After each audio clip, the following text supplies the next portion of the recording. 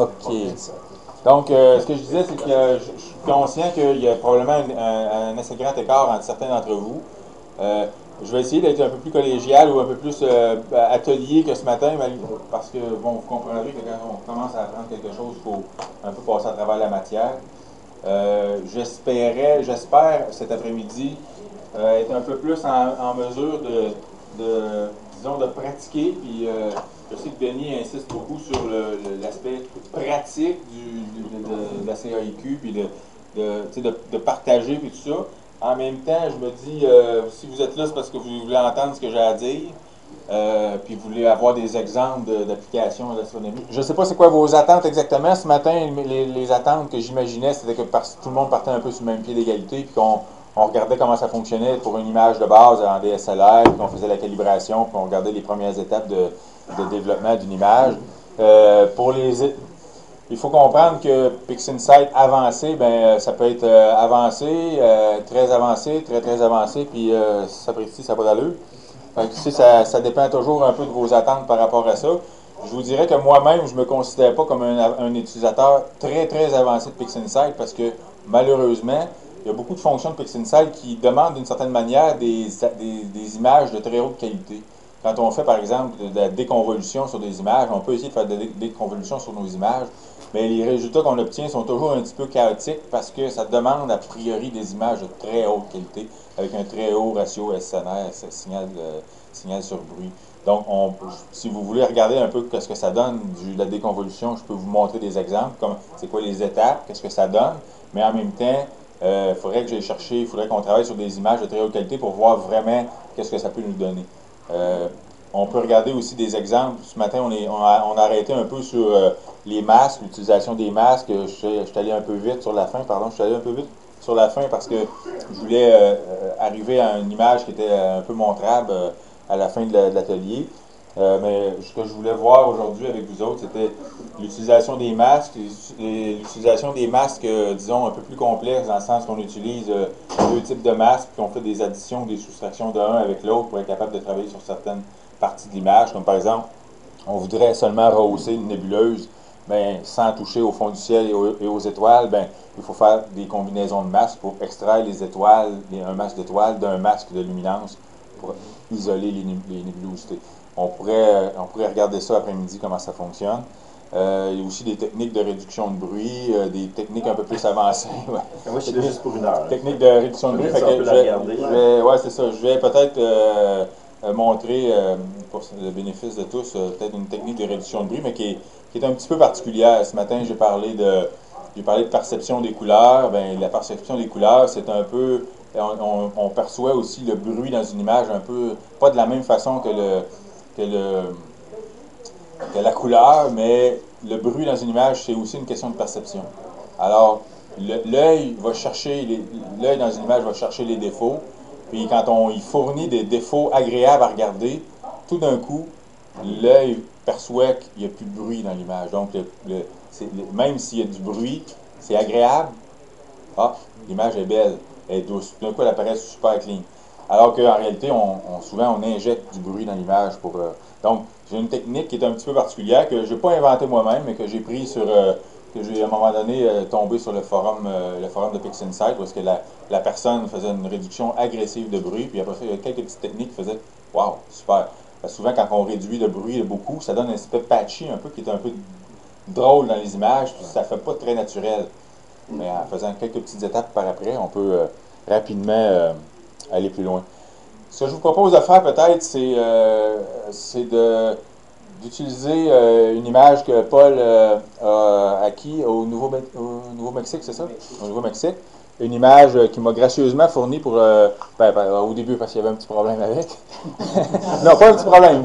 Tu voulais savoir une technique pour coller des images parce que Paul a fait une image RGB puis une image narrowband d'une nébuleuse, puis il voulait, puis dans une image narrowband, la couleur des étoiles est un peu bizarre, c'est pas naturel, étant donné qu'on les bandes passantes des filtres à faible bande passante, ben, ça donne des couleurs d'étoiles pas naturelles, mais il voulait coller les étoiles ou la couleur des étoiles RGB dans son image à bande passante réduite ou narrowband pour ceux qui sont moins familiers avec ça. Là.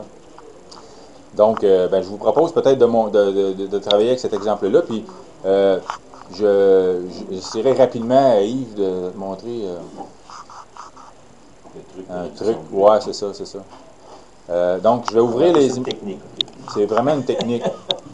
Alors, je vais tout de suite aller... Je vous demande d'aller ouvrir dans le répertoire Avance ou Avancer. Je n'ai pas mis d'accent, mais ça voulait dire Avancer. Toutes les images où est-ce que, qui sont dans le répertoire, non pas toutes, excusez-moi. NGC 7293, Paul Paradis. Ouvrez toutes celles qui commencent par mime. Pardon. OK, on les envoie dans PixInsight, on ouvre un paquet d'images. Comme je vous ai mentionné ce matin, la première étape, là, ces images-là sont calibrées. OK? L'étape de calibration, d'alignement, puis d'intégration de ce matin, je ne la revois pas. J'avais a priori voulu discuter peut-être un peu de façon d'optimiser ces opérations-là. J'en ai parlé quand même un peu à matin. Juste pour revenir sur ces aspects particuliers-là, comme j'ai montré ce matin, on a utilisé le Bash Preprocessing pour faire l'intégration de nos images. Par contre, à la fin de l'atelier, j'ai mentionné qu'on pouvait... Tu as un problème de... Non, je n'avais pas vu son image, je viens de la voir. OK. J'ai mentionné qu'une fois que les images sont calibrées et alignées, on pouvait utiliser l'outil Image Intégration pour peaufiner les réglages, pour aller chercher une image de meilleure qualité. Je ne vais pas montrer d'exemple. Mais par contre, après-midi, peut-être si vers la fin, on peut aborder le sujet, je l'aborderai, mais on reviendra, on va passer par-dessus l'aspect calibration et alignement, optimisation de ces aspects-là pour aller tout de suite à de la manipulation d'images. Donc, j'ai 1, 2, 3, 4, 5 images. Il y a une image luminance. Alors, ce que je vous ai dit ce matin, c'est qu'en bas ici, il y a toutes les fenêtres ouvertes. Alors, on voit le titre plus au complet. Je vais vous demander d'aller voir le LUM bin 1.1. OK? Donc, le LUM bin 1.1, puis de faire un screen stretch dessus. Je vais aller dans mon Process Explorer, aller chercher Screen Transfer Function ici. OK, je clique 2 fois. Et on clique sur le petit X pour activer le live view, le live preview. Et je vais juste aller chercher, faire l'autostretch de cette image-là. Okay. Donc, c'est quoi le nom commun de cette nébuleuse-là? C'est Helix, hein, c'est ça? J'ai tellement de mémoire pour ce genre d'affaires-là, vous comprendrez que... Ça fait au moins 5 ans que je veux l'apprendre, mais elle ne monte pas vraiment au 30 degrés. Non, il faut aller... c'est ça. Exactement. Donc, on a une image en luminance faite avec un filtre de luminance. On voit qu'il y a quand même... l'image est quand même assez bonne. On a un bruit de fond qui est pas si mal. Les étoiles sont somme toute peut-être étirées un peu dans un sens, mais ça a bien de l'allure comme image. C'est vraiment beau, là. Alors, on a cette image-là ici. Je vais la prendre ici comme ça, puis je vais l'envoyer dans le workspace. Ouf, je suis déjà dans le workspace numéro 2, vous m'excuserez. Je vais l'envoyer dans le workspace numéro 1, OK, pour la mettre de côté. Je vais regarder après ça les autres images. J'ai l'image de vert ici. Je vais la stretcher, donc le vert, un peu moins contrasté, moins de détails, mais on a quand même, on voit que la nébuleuse émet dans cette longueur d'onde-là, dans ces longueurs d'onde-là. Ça, c'est bon. Je vais la fermer. Je vais juste aller la mettre dans le workspace numéro 1 pour la mettre de côté. Le rouge, même chose. Ah, par contre, ici, dans le rouge, on voit qu'il y a quelque chose de nouveau qui apparaît. Il y a cet élément-là ici. OK? Puis, il y a une autre boucle en bas ici. Là. Donc, probablement que dans le H-alpha, ça doit bien sortir ces choses-là. On va le voir. Il y en a une H-alpha qui est juste ici. Fait que je vais la fermer, celle-là aussi. Je vais l'envoyer dans... Je vais l'envoyer dans le Workspace 1. Ensuite de ça, on a le O3 que je vais stretcher aussi pour voir un peu qu'est-ce qu'il y en est. Le O3, une belle texture radiante là, en périphérie de la nébuleuse. Ça donne vraiment des belles textures. Ça, c'est intéressant aussi. Workspace numéro 1 encore. Et HA, qui est probablement l'aspect le plus spectaculaire de cette image-là. Donc, on va vouloir intégrer le HA avec notre image à la fin, ou en tout cas, faire une image qui tire profit de toute cette belle information-là. OK? Je vais l'envoyer sur le Workspace 1 aussi. Ensuite de ça, le bleu, pour finir. Le bleu, on voit que c'est un peu plus réduit. On a quand même quelques informations, mais il y a moins peut-être de détails là, qui apparaissent. Donc, on voit vraiment que le H-alpha dans cette nébuleuse-là est intéressante. Elle émet dans à peu près toutes les couleurs de façon assez homogène, donc on va quand même avoir des choses intéressantes à voir ici. Et l'objectif qu'on va se fixer, c'est de bien faire ressortir la couronne qui est autour de tout ça. Ensuite de ça, je vais aussi rapidement essayer de montrer la technique pour réduire le bruit là, quand on a un peu trop étiré la sauce au niveau du fond du ciel. Voilà, donc nos 3 images sont là. De façon générale, comparativement au DSLR, pour ceux qui étaient là ce matin, bien évidemment, on a 3 images pour reconstruire notre image RGB. On n'a pas une seule image qu'on va reconstruire à partir du patron Bayer ou du CFA qu'on a vu, le Color Filter Array. On a vraiment 3 images qu'il faut qu'on fusionne ensemble. Il faut qu'on fusionne ces 3 images-là pour faire un RGB au moment où est-ce que ces images-là sont en format linéaire. C'est-à-dire qu'on ne peut pas commencer par les stretcher, puis après ça, les fusionner entre elles. Oui, Paul? Juste un commentaire. Les différentes photos ne sont pas encore alignées. Oui, effectivement. Okay. Oui, je savais, puis je l'avais oublié. Merci beaucoup. Ils ne sont pas encore alignés. Ça veut dire qu'il va falloir qu'on les aligne une par rapport à l'autre.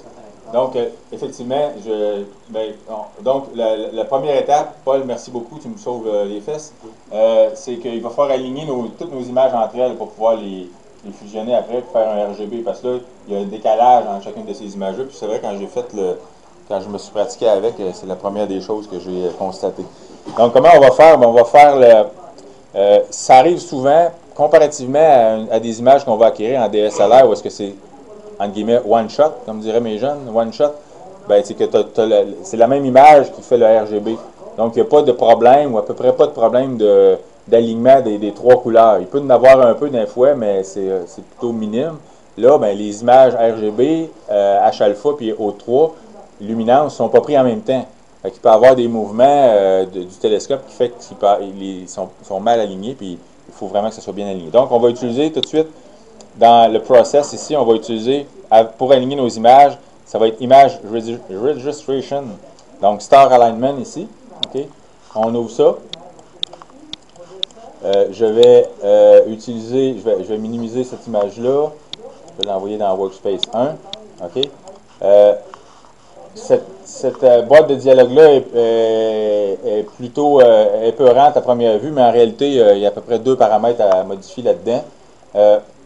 On va utiliser une image de référence, un peu de la même façon qu'on a utilisé l'image de référence ce matin pour dire par rapport à quelle image on veut aligner les autres. Okay? Normalement, je ferai une petite inspection pour voir laquelle j'aurais intérêt à utiliser une par rapport à l'autre. Là, je vais en prendre une au hasard en disant que ça ne fera pas de différence, mais normalement, je voudrais choisir celle que les étoiles sont plus rondes avec le fond du ciel bien neutre. Donc, je vais venir ici dans l'image de référence. C'est pas une view, pardon, c'est un fichier. Je viens ici dans File. Et je vais aller tout de suite chercher dans mon avancé, Paul Paradis. Je vais aller chercher la luminance. OK? Lum. Comme ça. Je vais, après ça, je passe par-dessus tout ça ici. Je vais faire les target images que je veux enregistrer par rapport à cette image-là. Je fais Add File ici plus bas. Et je vais ajouter toutes les autres images. Luminance. Même ceux qui n'ont pas de mine en avant? Non, juste celles qui ont de mine en avant. OK? Je pourrais mettre la luminance ici, mais ça ne servirait pas à grand-chose, mais il me l'enregistrait par rapport à elle-même. Je pourrais le faire, mais ça n'apporte rien. OK? Donc, je fais ouvrir. Mes 5 images sont là. Donc, je veux juste m'assurer, avant de les mettre une par-dessus l'autre, qu'ils sont alignés une sur l'autre. Je pourrais, avant, utiliser Process, aller dans Image Inspection, Blink, et aller ouvrir mes images comme j'ai fait ce matin, toutes les mines ici, pour effectivement constater que, si je les... Ouch, ça craque. Qu'elles sont légèrement désalignées. OK? Là, il y en a une qui est beaucoup plus, je ne sais pas c'est laquelle, c'est O3, rouge, un peu plus lumineuse que les autres. Je peux les stretcher égale en cliquant sur cette icône-là ici, puis il va appliquer un auto-stretch à toutes les images pour les mettre à peu près au même niveau. Fait que si je viens voir ici, je vois que mes images sont définitivement pas alignées. OK? C'est bon? Est-ce que ça c'est correct? Oui. Parfait. Je ferme ça. Ici, dans Star Detection, il y a quelques choses intéressantes. Il y a Hot Pixel Removal, ce qui va, comme ce matin, je vous ai mentionné qu'il fallait enlever le bruit de 2 pixels. Bien, ici, 1 pixel, ça va être suffisant. OK? Mais ici, dans Star Detection, si je mettais 0, bien, il prendrait mes hot pixels résiduels si jamais il en reste comme étant des étoiles, puis ça a toutes les chances de faire foirer mon enregistrement d'étoiles. OK? Donc, c'est important qu'il y ait ça ici. Si jamais vous avez un problème et vous apercevez que vos images sont enregistrées de façon non correcte, ça ne marche pas, le problème est souvent là. OK? Ensuite de ça, Star Matching, ça, je ne touche pas à ça. Il y a juste une petite chose ici. Je vais aller mettre Bicubic Spline ici, en laissant le restant à 0.3. Si je le mets à auto, ici, ce qui arrive, c'est que, puis là, c'est pas mauvais, mais ce qui arrive, c'est que ça utilise le Langkos Langzos 5 comme méthode par défaut.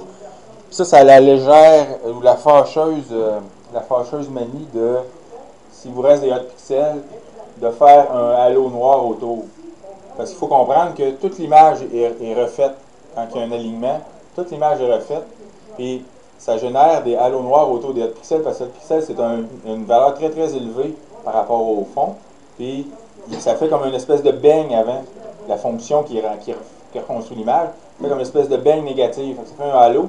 Puis le hot pixel tout seul dans l'image va être facile à enlever. Mais le hot pixel avec son halo noir autour, c'est très difficile. Fait que, à moins que vous ayez des images qui n'ont vraiment aucun hot pixel, puis des belles étoiles, puis vraiment une belle calibration, je vous recommande pas l'auto, je vous recommande d'utiliser Bicubic Spline qui va être un peu plus permissif à ce niveau-là. Moins efficace au niveau de l'alignement, mais quand même, ça paraît pas. Y a-t-il du data pour montrer les différences entre les différents types de traitements? Écoute, je ne sais pas pour ce fichier-là s'il y a toujours dans chacun des trucs ici là, un Browse Documentation, c'est une espèce de petit fichier là. Il y a effectivement pour lui, tu vois, la mauvaise nouvelle que attends un petit peu, Documentation, il n'y en a pas. Et ça, c'est un petit peu un reproche qui est fait au logiciel en particulier, pour aux développeurs, c'est qu'il y a peu de fonctions pour l'instant qui sont bien documentées. Quand les fonctions sont documentées pareil comme si c'était un doctorat. C'est fou raide. Mais pour l'instant, je vous donne un exemple, image intégration. Là.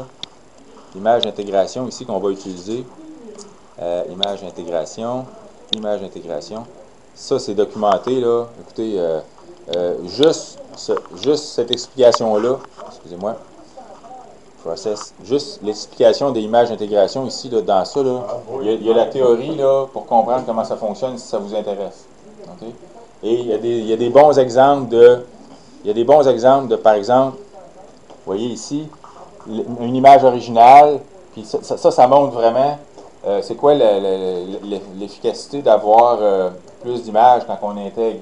OK, je fais un petit aparté, là, mais l'image originale avec du bruit, OK, puis après ça, l'intégration de 2 images, 4 images, 8, 16, 32, 64. Vous pouvez aller le voir sur votre ordinateur, c'est beaucoup plus impressionnant. 256, 512 et 1024. OK? À 1024, l'image est pareille comme l'image originale ou presque. Mais à 512, on voit qu'il reste du bruit. On comprend qu'en pratique, passer de 512 images à 1024, ça n'a quasiment pas de bon sens. Puis même déjà se rendre à 512 images, ça n'a quasiment pas d'allure. OK? Mais c'est un compromis, mais les gens disent à quoi ça sert? Puis dans le cas de mon bias d'un matin, de dire on fait 200 images, là, à quoi ça sert? Bien, on le voit là visuellement que, par exemple, passer de 32 à 64, ça fait une bonne différence au niveau du bruit qu'il y a dans l'image. Par contre, en pratique, passer de 32 à 64 images, quand on fait, par exemple, des 10 minutes, bien, c'est 320 minutes de plus, c'est quasiment 5 heures et quelques. OK? C'est 5 heures et 20 de temps de plus. Un petit peu plus loin, il montre qu'effectivement, il y a une courbe, puis à un moment donné, ça dépend de votre patience, mais... oui, cette courbe-là ici, bon, on en parle pour en parler, mais en réalité, c'est sûr que dans ces choses-là, ici, le nombre d'images, de 0 à 20, à 40, à 60, bien, le bruit descend, descend, descend. Mais ça, c'est pas le bruit. C'est le delta. OK? Delta du signal ratio. Donc, c'est l'amélioration du bruit. OK? Alors, ici, il y a une amélioration très rapide. OK? Mais à partir de à peu près 140 images, il n'y a pas d'amélioration. Mais il y a un delta d'amélioration qui est à 0,05. Fait que delta 0,05 delta par image que tu ajoutes, mais à chaque image que je fais de plus, j'ai une amélioration de mon bruit, donc mon signal ratio bruit de 0,05. Est-ce que ça vaut la peine? C'est une réponse que tout le monde donne individuellement. C'est comme, est-ce que je crois en Dieu ou est-ce que j'y crois pas? Bien, ça, c'est un peu la même affaire. Tu sais. Mais on sait que ça, c'est réel, que ça s'améliore avec le nombre d'images. Côté pratique, bien là, à un moment donné, prendre 200 images du même objet, ça doit donner des affaires super épouvantables, mais en même temps, c'est pas pratique. Au Québec, si tout le monde faisait ça, on ferait une image par année et encore là. OK, c'est ça, malheureusement. OK, fait que petit aparté. Donc, Cubic Spline, on part ici le apply global parce que je n'ai pas d'image target, hein, je n'ai pas d'image déjà ouverte, je veux juste faire mon alignement. Je pars ça. Et là, je vais avoir plusieurs informations qui peuvent être intéressantes. Il va loader ma première image, il va lire la structure, la carte de la structure, donc il va trouver les images, 1772 images, puis il va me dire, ça passe vite, là, mais vous pouvez revenir après, il va me donner la rotation, puis le delta X, delta Y. Rotation, delta X, delta Y. Fait que je vois la différence entre chacune de mes images. OK? Un des endroits où est-ce que ça peut être intéressant de voir ce genre de choses-là, c'est que quand, par exemple, le fond de nos images montre une espèce d'aspect rainuré, je ne sais pas si vous avez déjà vu ça, là, mais probablement que oui. Vous avez un fond d'image avec des rainures, des stripes dans le fond du ciel.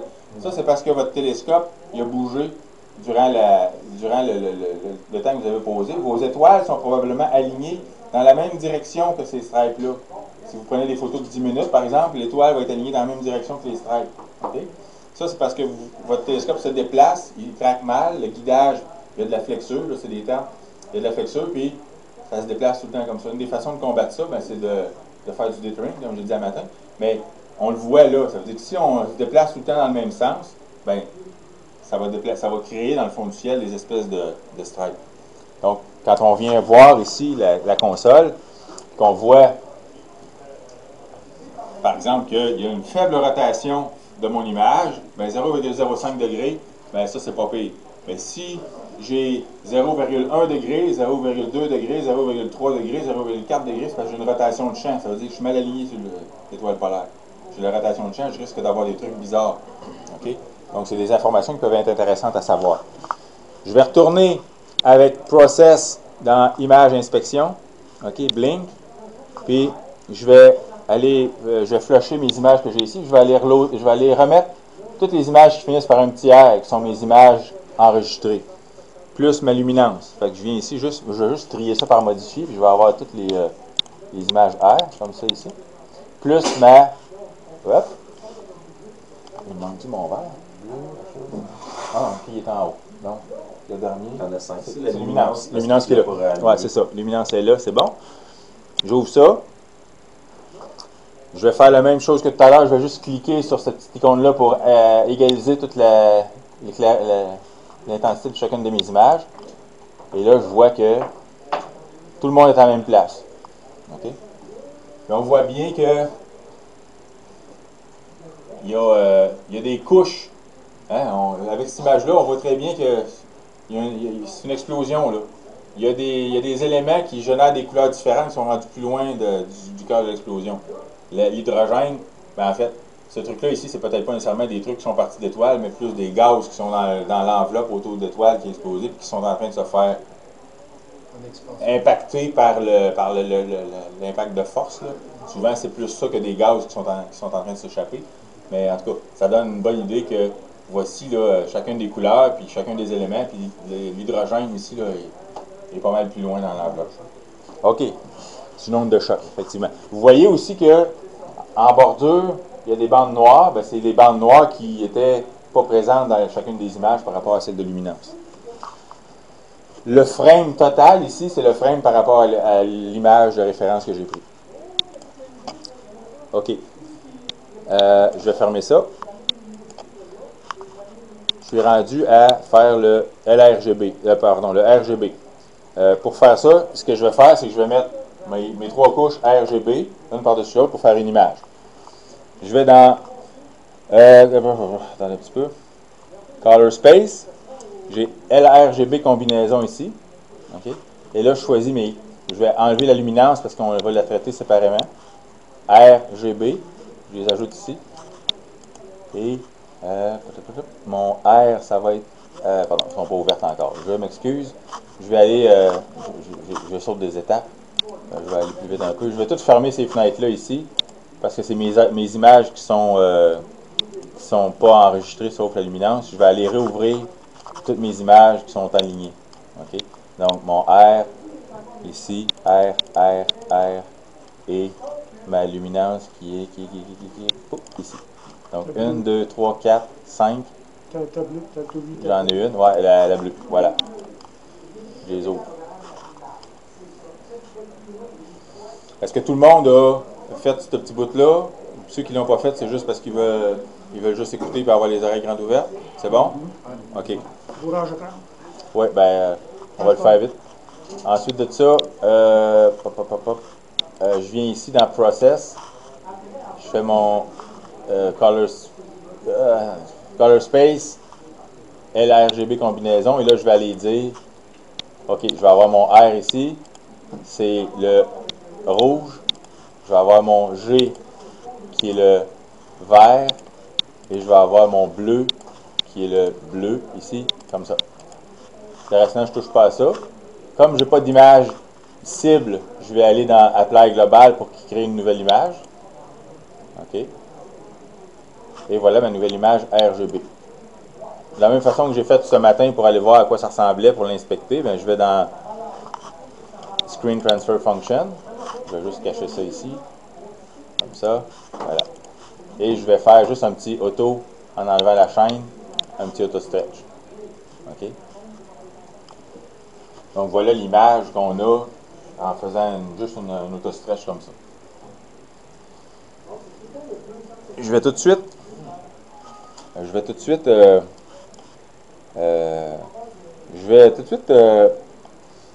la première chose qu'on aura à faire là-dessus, c'est un crop. De la même façon qu'on a croppé ce matin parce qu'on avait des trucs bizarres autour de notre image, on veut pas que ces portions d'images-là qui contiennent de l'information partielle viennent influencer et notre histogramme et des éventuels points où est-ce qu'on va enlever du gradient. OK? Parce qu'on va aussi faire une réduction de gradient, même si a priori, j'en vois peut-être un petit peu, là, mais c'est pas si pire que ça. Donc, il faut faire un crop. Par contre, il faut faire un crop, mais cette image-là est enregistrée par rapport à mon image de luminance. Donc, si je fais un crop sur cette image-là, mon image de luminance aussi, ils ne fiteront plus. Ils n'auront plus les mêmes dimensions. Alors, mon crop, il faut à la fois que je fasse un crop sur ma luminance et sur le RGB. Pas à la fois, mais il faut que j'applique le même crop aux deux. Fait que je vais juste fermer les images où je vais envoyer mon image rouge sur le Workspace 2. Je vais envoyer mon bleu sur le Workspace 2 aussi, comme ça. Il m'en manque une qui est en dessous ici. Le vert, je vais l'envoyer sur le Workspace 2, comme ça. OK? Fait qu'ils viennent de changer ici. Ils sont là, les trois. Je reviens. Et je vais aller chercher ma fonction ici. Hop, Process Explorer. On l'a vu ce matin. Dynamic Crop. Et là, c'est un bon exemple de la fonctionnalité de recyclage de fonctions. C'est qu'il faut que j'applique le même crop à un et à l'autre. Mais si je regarde l'image de luminance, puis je la stretch, je ne peux pas voir qu'est-ce qu'il faut que je croppe exactement parce que c'est celle-là qui a servi de référence. Donc, elle n'a pas de bordure d'artefact. OK? Donc, c'est celle-là qui va me servir de référence. Alors, je viens sur cette image-là ici, puis je vais juste faire un petit crop rapido comme ça. OK? Et là, ce crop-là, ici, sur cette image-là, il faut que je l'applique à celui-là. Fait que je prends mon triangle, puis je l'envoie sur lui, puis automatiquement, mon image est croppée comme celle que je vais faire ici. OK? Je la prends, je clique sur mon petit X. Là, je sais que mes deux images sont croppées exactement de la même façon au pixel près. OK? Ça, c'est mon image RGB. Mon image achat, même chose. Oups, c'est pas grave, je viens de le flasher. Peut-être un petit peu. Je vais faire undo. faut aussi, parce que tout à l'heure, je vais vouloir ajouter mon H-alpha puis mon O3 à mon image. Voyons, qu'est-ce que j'ai fait là? Il est ici. Bon, je viens de le perdre. Excusez-moi, j'ai cliqué à l'intérieur de l'image, puis ça, je vais le refaire au complet. Je viens juste refaire mon crop, parce que surtout qu'on clique à l'intérieur d'une image, on est mal foutu. Je viens refaire mon... Et au petit crop. On va le flasher. Je vais aller le reprendre ici. Dynamic crop. Voilà. OK, comme ça. Donc, il faut non seulement que je l'applique à mon H-alpha, mais il faut aussi que, à ma luminance, mais il faut aussi que je l'applique au H-alpha, qui est ici, et au 3, qui est ici. OK? Donc, au 3. Fait que je vais prendre mon petit triangle, puis je vais l'appliquer à la luminance qui est en dessous ici, là. Elle est cachée là. Je vais juste la montrer, comme ça. Donc, ma luminance, je l'applique. Fait que ça, c'est bon. Je l'applique aussi à mon H-alpha. C'est bon. Je l'applique à mon O3. Parfait. Et hop, petit problème. On résoudra ça après. OK? Et ensuite de ça, je vais l'appliquer à mon RGB. Voilà. Donc là, j'ai un problème avec mon O3. On le réglera rendu là. On fera un autre crop. Pour l'instant, on est correct. Oui. Il y a le groupe pixinsight.fr, le réseau français. Oui. Une technique que je suggère, c'est qu'ils font une intégration de bête sur le minimum de tes images. Oui. Effectivement, dans l'action d'intégration, effectivement, tu peux aussi aller chercher tout ce qui est commun à chacune des images, puis tu as juste le carré minimal. C'est ça que tu veux dire? Oui. Puis là, ils font le crop sur cette image-là, mais ils prennent un image container. Oui. Ils font le crop sur l'image container. Effectivement, c'est une autre façon. L'image container, c'est une des façons que ça peut être utilisé. Oui, effectivement. D'ailleurs, c'est un bon groupe, ça, pixinsight.fr. Bonne. OK. Voici ma luminance. Ça, c'est bon. Voici ça ici, ça, c'est bon. OK. Je vais rapidement faire un exemple de réduction de bruit. Fait que je vais aller de façon bête et méchante faire une copie de cette image-là ici, que je vais agressivement réduire le bruit de fond. Je vais la stretcher, OK? Puis je vais la stretcher pas mal même. Puis après ça, je vais faire une réduction de bruit très agressive pour enlever le bruit qu'il y a ici. Puis on va voir une technique de réduction de bruit, puis en fait, on réduit le bruit, mais la technique finale, c'est qu'on injecte du bruit dans l'image pour tromper l'œil. OK? Donc, rapidement, pour on a besoin de notre collègue qui va nous laisser dans quelques minutes, je vais aller chercher mon image 7 clone, ici. Je vais la stretcher beaucoup. Vous voyez là tout de suite que mon rouge est de loin en avant des autres couleurs. OK? Pour égaliser ça, puis le bleu et le vert sont pas pires. Si je voulais... Ouais, le bleu et le vert sont à peu près à la même égalité, mais le rouge est de loin en avant des autres. Je sais pas pourquoi, Paul, as-tu une idée? Es-tu la longueur des images était plus longue ou... Le temps n'était pas le même. Le temps n'était pas le même? Est-ce parce que tu les as pas calibrés encore? Oui, ils sont calibrés. Tu as fait ta calibration? Oui, non, la couleur calibrée. Non, mais pourquoi est-ce que le rouge... Tu sais, normalement, il devrait être... les trois, même s'ils ne sont pas calibrés, ils devraient être comme 1, 2, 3, mais là, celle-là est comme 10 fois plus élevée que l'autre. Non. Non? C'est bizarre Ah bon? parce que le rouge et le... J'ai marqué la durée aussi. Le vert et le rouge, c'est 1 heure, et le bleu, c'est 1 heure et demie. OK, mais en temps total, mais pas la valeur de chacune des images. Ah, chacune des images, c'est 5 minutes. 5 minutes? Ouais. C'est quelle sorte de filtre? Des astrodons? Astrodon, ouais. Ah, ouais. Mais c'est plus à cause de La la nébuleuse qui est rouge de base. Ouais. Ou le Ben, écoute... Ta nébuleuse est rouge de base. Oui, mais ça ici, c'est le fond du ciel, là. Tu sais, quand je regarde ici, là, regarde, tu vois, là, mon rouge, où est-ce qu'il est, là? Admettons, je clique ici, là. Donc, c'est comme si ton fond du ciel serait rouge. Ouais, c'est ça, le fond du ciel, ici, il y a une dominante très, très rouge. Ah ouais. C'est peut-être parce qu'il y a de la pollution lumineuse, quelque chose. Ouais. Peut-être. En tout cas, c'est surprenant. Moi, Anyway. avec mes fils, là, c'est 1, 1.5 puis 2. Fait que si je fais une minute en rouge, il faut que je fasse 1 minute et demie en vert puis 2 minutes en bleu pour que ça soit à peu près balancé là, à 2-3% après. Oui, c'est ça. Mais Astrodome, ça devrait être 1-1-1. Ou à peu près. Ça dépend de ta caméra. Ouais. Ça dépend du QI de ta caméra. Oui, effectivement. En tout cas, mais effectivement, il y a probablement plein de rouge dans le fond du ciel ici. Là, puis... Je sais que c'est plus rouge à gauche qu'à droite. Ouais. OK. Fait que je reviens ici. Fait que je vais faire un stretch important. Je vais juste faire un reset ici pour avoir notre image. Tu fasses une calibration de couleur. Oui, avec la calibration de couleur, effectivement, on l'aurait, mais c'est surprenant de voir la distance entre les deux. Je n'ai jamais vu ça. OK. Je vais juste faire un petit preview pour vous montrer. Tu vois, le rouge sort énormément. Ben, moi, mes images, là, CCD, c'est pas mal ça qui ressort. Ah ouais? Je me suis tout le temps dit que c'est à cause de la pollution lumineuse de la ville, là, qui est comme orangée. Là. OK. Ah bon. Pourtant, on les met dans le vert, mais bon. OK. On va le stretcher. Je vais juste, pour les besoins de la cause, faire un stretch juste sur le rouge pour le ramener, ou plutôt que pas faire un stretch, mais faire un... Ça va donner quelque chose de bizarre, là. Ici, puis le bleu aussi. Comme ça. Les mettre égales. Okay.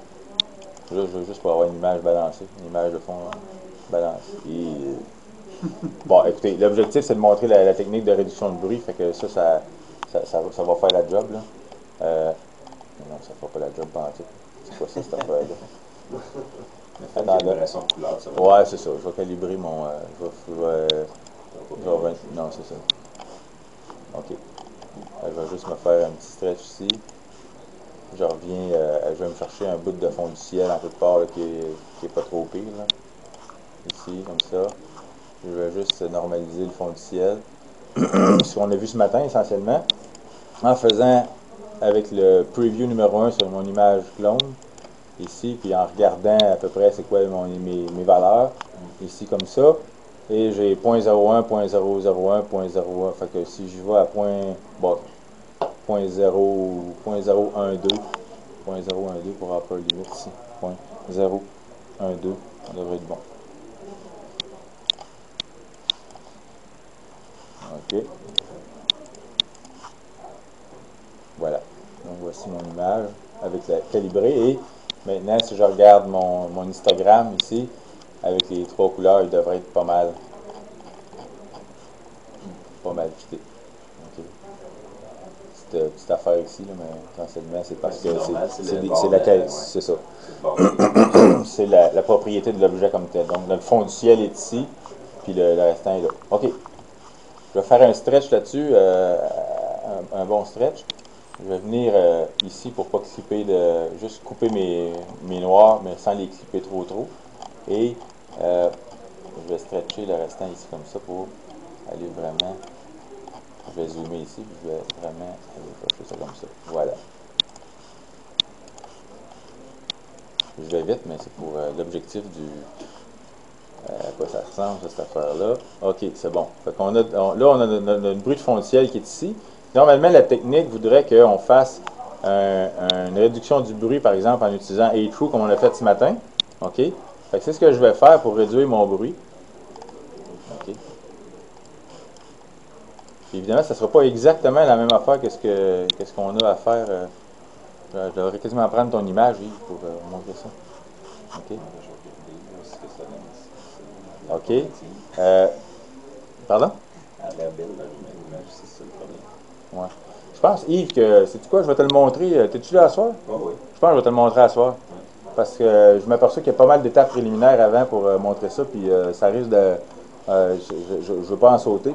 Le bruit ici est déjà assez homogène. C'est qu'on va juste... Ouais, c'est ça. Moi, puis on va juste enlever ce bruit-là pour en rajouter du beau par-dessus. Fait que il n'y aura pas bien d'avantage. Fait qu'on est mieux de regarder ça à soir, comme ça on ne perdra pas personne avec cette opération-là. Ça va prendre une mauvaise image, là, comme la mienne. Ouais, c'est ça, une mauvaise image. Parce que là, l'image à Paul est trop belle. OK. Mais essentiellement... On est plein de mauvaises images. Ouais, c'est ça, on en Tu sais, t'es écœurante, là, je vais de la stretcher, moi je vais continuer tout ça. Puis, ouais, c'est ça. Ouais. Elle est pas mal belle. Fait qu'on n'a pas le bruit qu'on aurait dans une image normalement à ramasser au Québec avec avec un seeing de merde, puis une transparence de merde. Là, puis dans la ville de Montréal. Dans la ville de Montréal, oui, c'est ça, exactement. Au Nouveau-Mexique. Ouais, c'est ça. OK, fait que je vais juste faire peut-être un petit ménage, puis je vais revenir. T'en passes des pourris ici. J'en ai plein mon disque. OK, bien écoutez, avec mon image clone qui est là ici, je vais juste flusher ma set. J'en ai plus vraiment besoin. Parce que j'ai fait mon image clone ici, puis je vais juste tasser ces affaires-là ici, là, qui sont dans le décor, comme ça ici. Okay. J'ai déjà mon image RGB. Je vais enlever le stretch, parce que je ne veux pas stretcher tout de suite. OK. J'ai déjà mon image RGB ici qui est neutralisée. Donc, on était arrivé au même point que tout à l'heure. La seule chose, c'est que là, j'ai pas fait de, si je viens faire mon stretch ici, pour voir mon image, j'ai pas fait de réduction du background. Autrement dit, je n'ai pas enlevé les gradients. Je vois, puis là, ici, ça semble être un peu plus rouge de ce côté-là, puis un peu plus vert de ce côté-là. Fait que je vais juste vérifier pour voir chacune des couches, pour voir s'il n'y en a pas une qui est particulièrement problématique. Puis, probablement, vous voyez que quand j'alterne entre le rouge et le vert, vous voyez la différence entre les deux. OK? Donc, le vert, ici, il y a quelque chose en bordure. Là. OK? Je vais prendre la même technique que ce matin pour enlever le gradient. Normalement, j'aurais dû faire ça avant de faire la normalisation du fond, mais bon, c'est pas un n'empêche pas l'autre. Donc, je viens encore ici, Dynamic Background Extraction. Je fais le même principe que ce matin. Je clique dans le milieu de l'image et je commence par garder mon paramètre de tolérance à 0.05.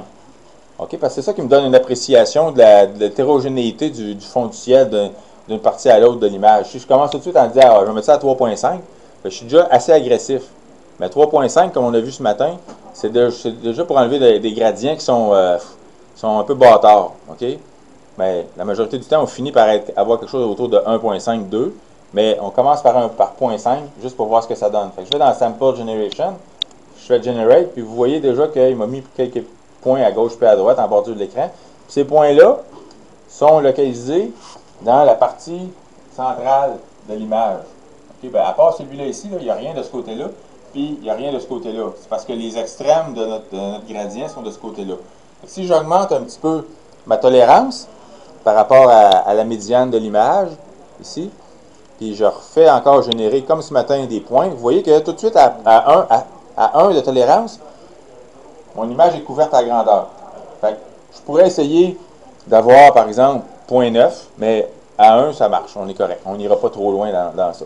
Par contre, là, dans cette image-là, c'est l'image RGB. J'ai beaucoup d'étoiles. OK? Alors, j'ai 80 points ici, puis il faut... Je pourrais tout de suite vérifier qu'est-ce que ça donne au niveau de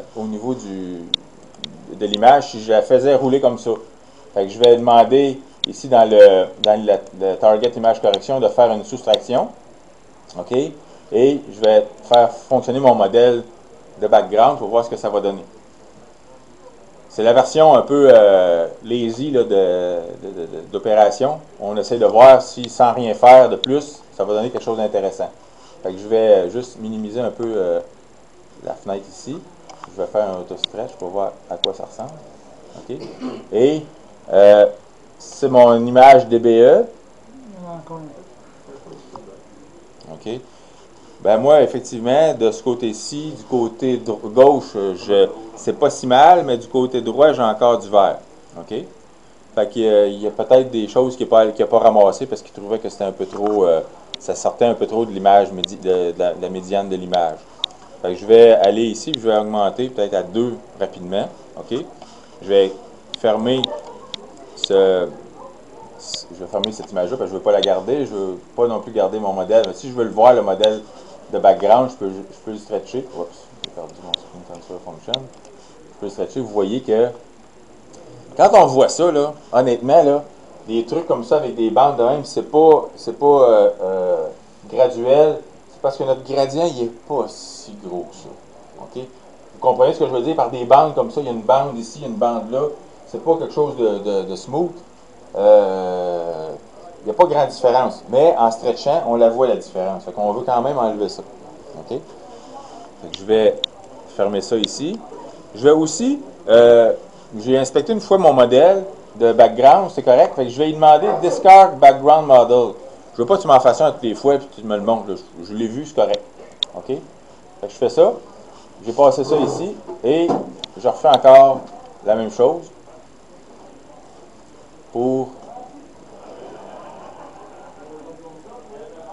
revérifier mon image. Je regarde ça. Un petit stretch. Un raccourci pour le stretch, là. CTRL A. OK? CTRL A. C'est un bon raccourci.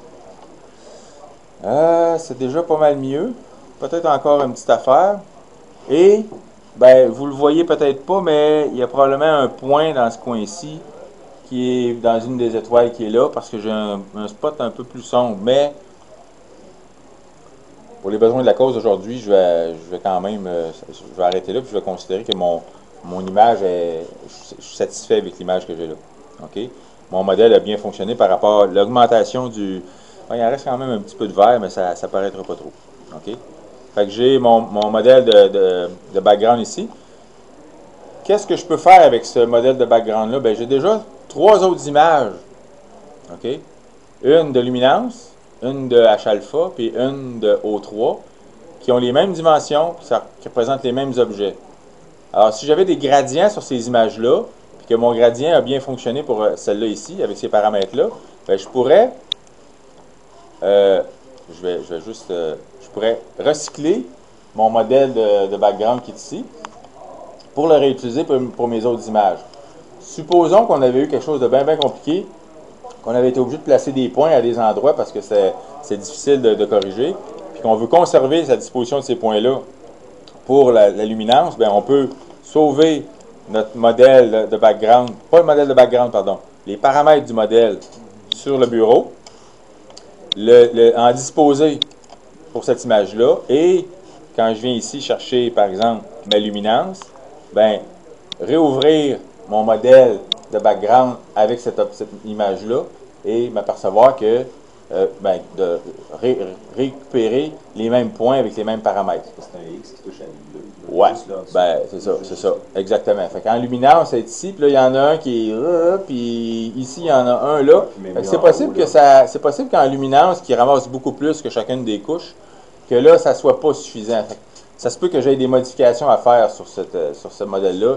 J'en ai un ici en particulier. Si je clique dessus, je vois que ce qui est noir ici, là, c'est des points qui ne sont pas utilisés dans mon modèle. Mais tout ce qui est autour ici, là, je soupçonne que c'est un peu trop élevé. Fait que ce point-là, comme on a fait ce matin, je vais le prendre et je vais soit l'effacer carrément en cliquant sur le petit X ici, ou l'envoyer à côté. Vous voyez ici cette étoile-là, qui est sur un autre point là, que je ne vois pas pour l'instant parce qu'il est plus loin. Puis dans quel point?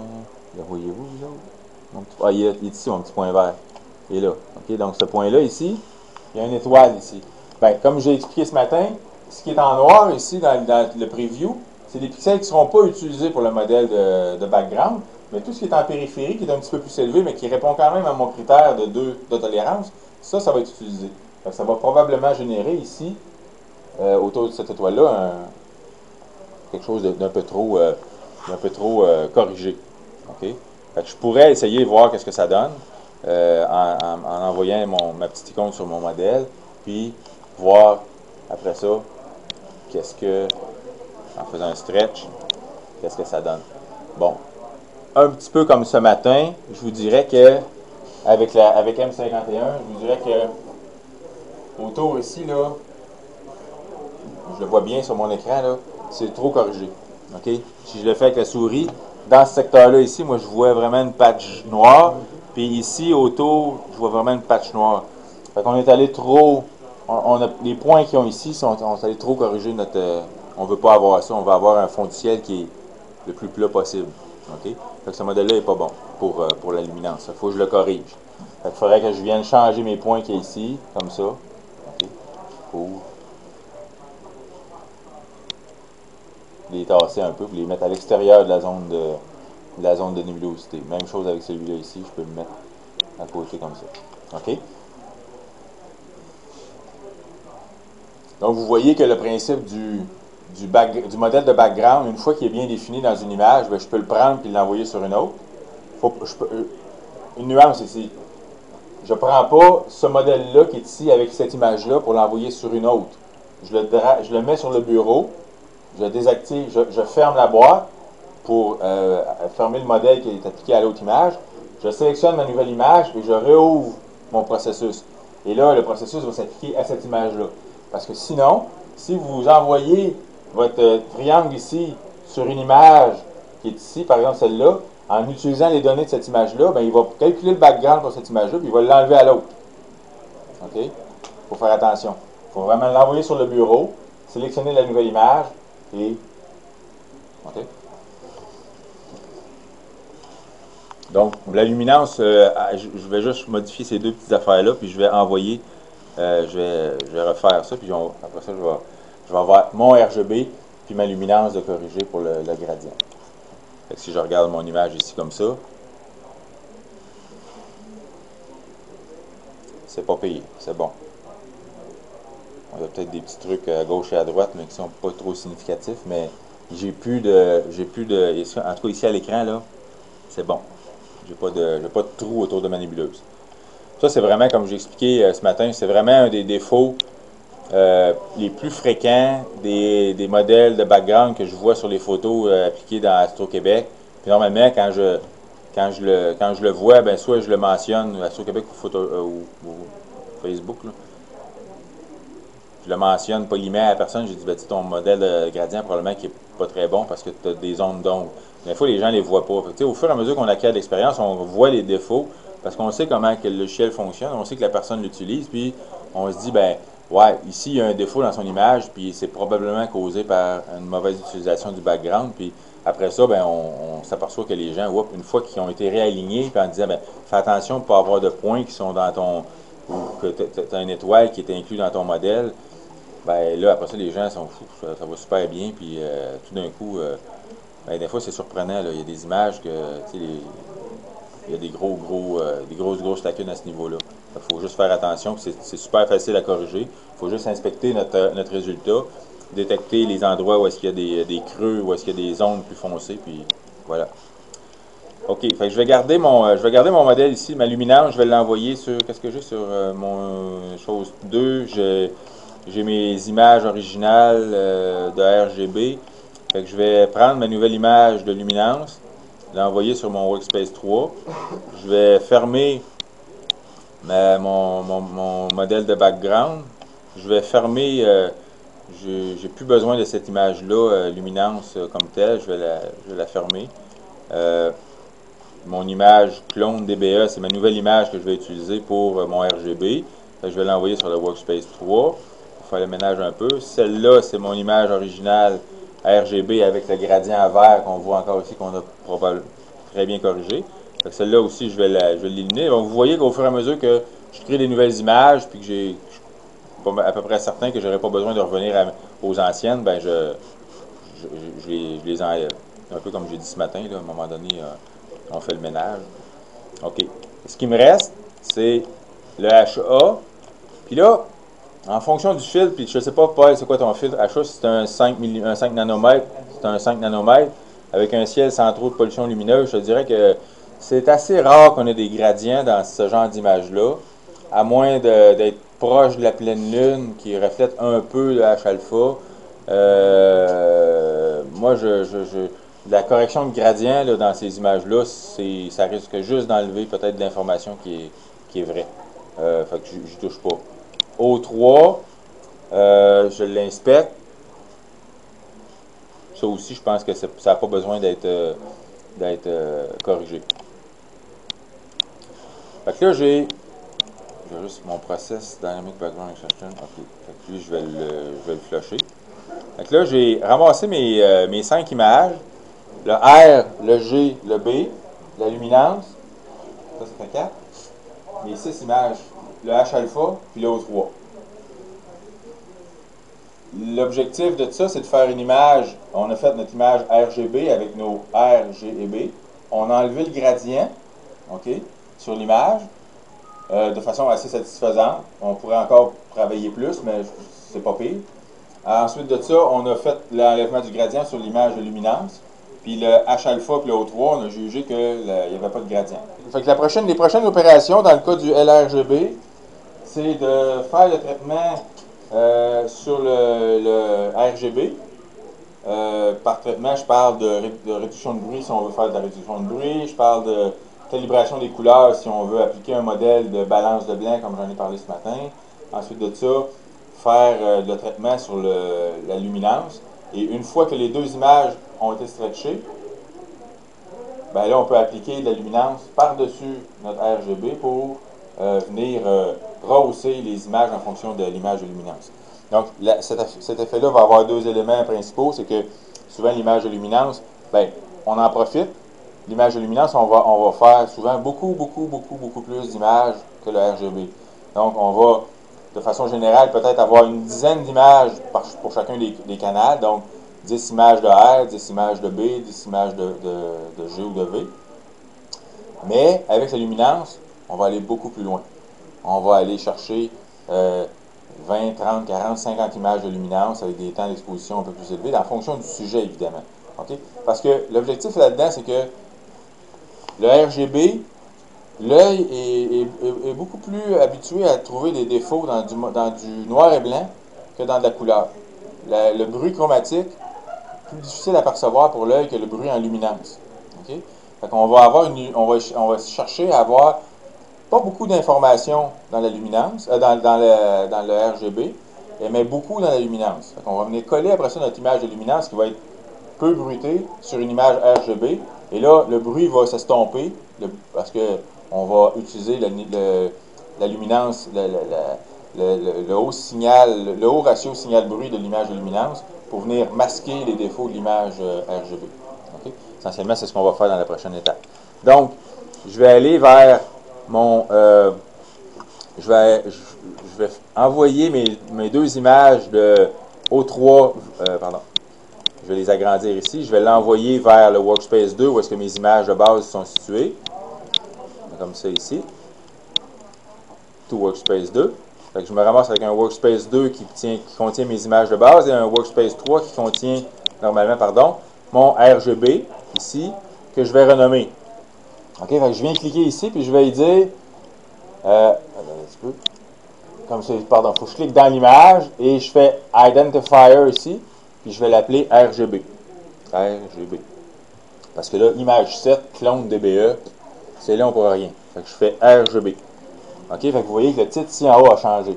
Je vais faire la même chose ici avec, l'image. Je clique ici dans Identifier, je vais l'appeler Lume. OK? Voilà. Donc, j'ai Lume et RGB. Excusez-moi. Parfait. Ensuite de ça, je vais envoyer ces deux images-là sur mon Workspace 1. OK? Assez rapidement. Et je reviens avec mon Workspace 1 qui contient mes deux images et mes trucs pour travailler. On pourrait faire la même chose que ce qu'on a fait ce matin pour les deux images. Quand même pas super. Je m'aperçois que j'ai... En tout cas, je vais le laisser de même. Je pourrais faire la même chose que j'ai fait ce matin, puis faire un mask stretch de ces deux images-là, RGB puis luminance. Comme on a vu ce matin, la fonction mask stretch est très efficace pour empêcher les étoiles de gonfler puis de devenir pâteuses puis ainsi de suite. OK? Fait que je pourrais faire ça. Par contre, en fait, je vais le faire pour la luminance, puis je le ferai pas pour le RGB. OK? Je vais juste, par exemple, montrer un exemple ici. Je prends ces deux étoiles-là. OK? Fermer certaines portions de l'écran. Puis je vais, comme j'ai fait ce matin, juste fermer ça ici, 2 petites secondes. Voilà, cette étoile-là. Je vais prendre mon image RGB. Je vais la mettre à peu près de la même grandeur. Je vais déplacer, déplacer mon onglet luminance vers l'onglet RGB. Qu'est-ce que ça va faire? Ça va me montrer la même vue. OK? Fait que vous voyez que, de façon générale, l'image, c'est pas le même stretch, évidemment, mais il y a plus de... Il y a un peu plus de...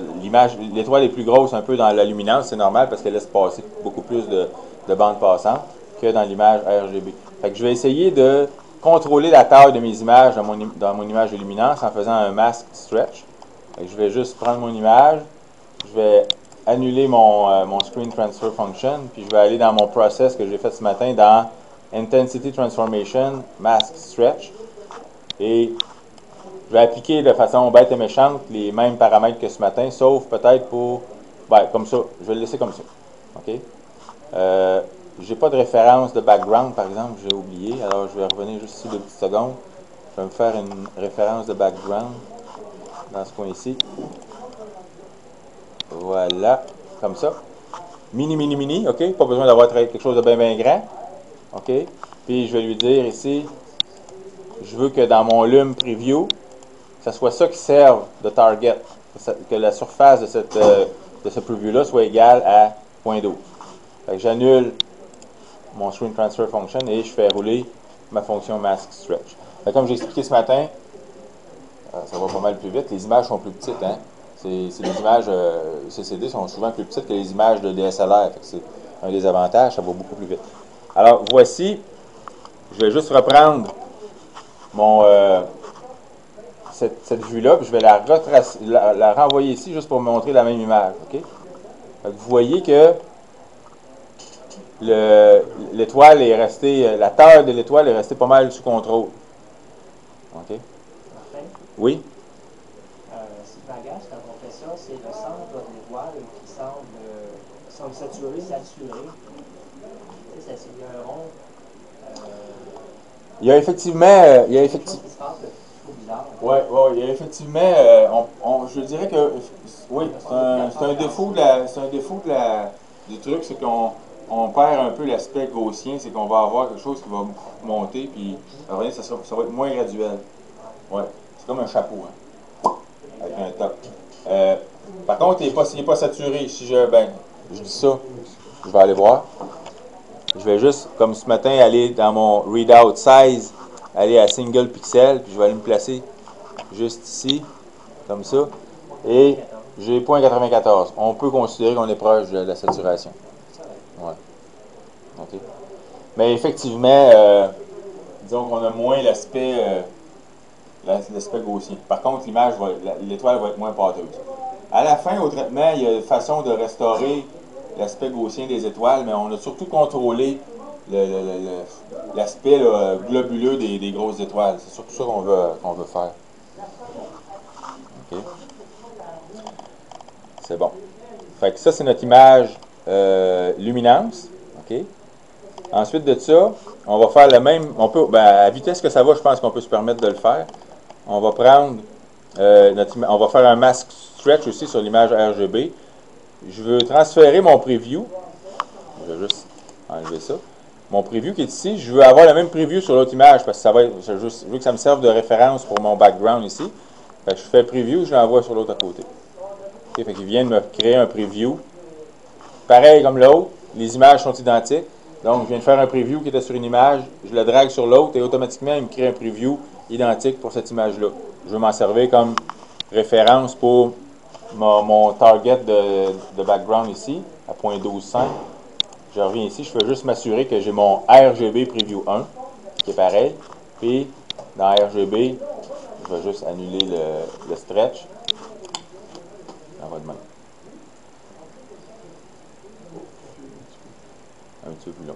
Bien, effectivement, une image monochrome, il y a une information par pixel. Une image RGB, il y a 3 valeurs. Fait que pour ces 3 valeurs-là, il faut effectivement travailler.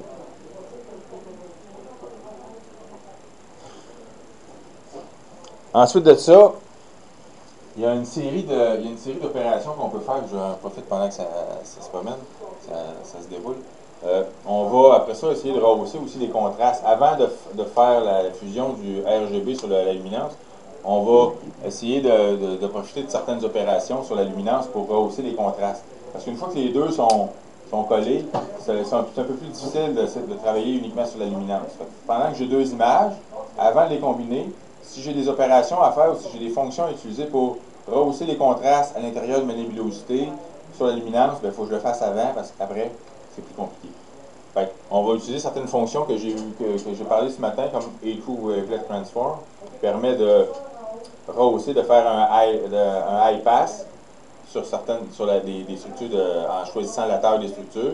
Il y a aussi d'autres fonctions qui permettent de faire ce qu'ils appellent l'égalisation d'histogramme ou Local Histogram Equalization.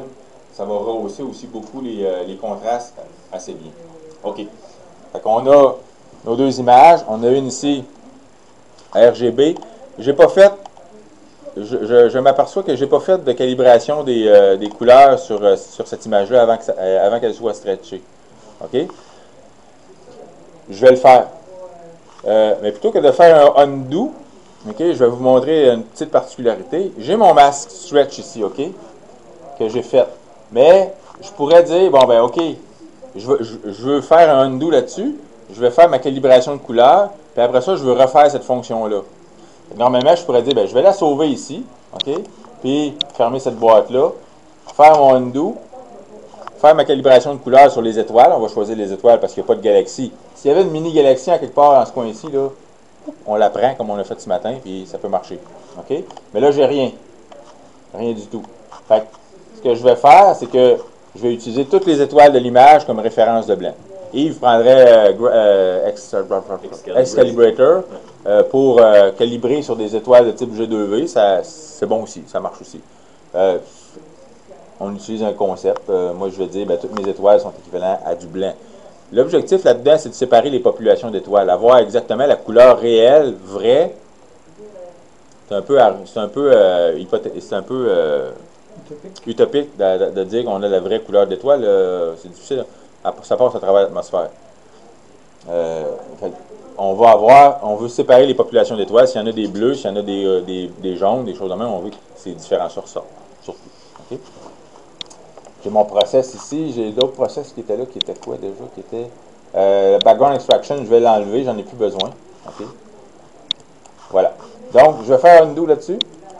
Je vais faire un screen stretch. Je vais sélectionner. En fait, j'ai mon background qui est ici. Okay? Mon mini background que je vais conserver pour faire ma calibration. Je viens dans Process, Color Calibration. Et là, ici, dans mon background reference, je vais lui dire que je veux utiliser mon RGB Preview 1. Il me dit, Martin, c'est pas grand. Effectivement, c'est pas grand. OK?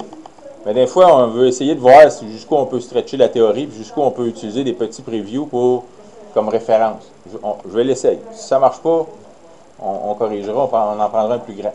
OK? Fait que je prends ça ici. Je vais juste vérifier pour voir dans mon preview, ici, c'est quoi les valeurs que j'ai. Je regarde en bas, 0.008, 0.008, 0.008, c'est bon.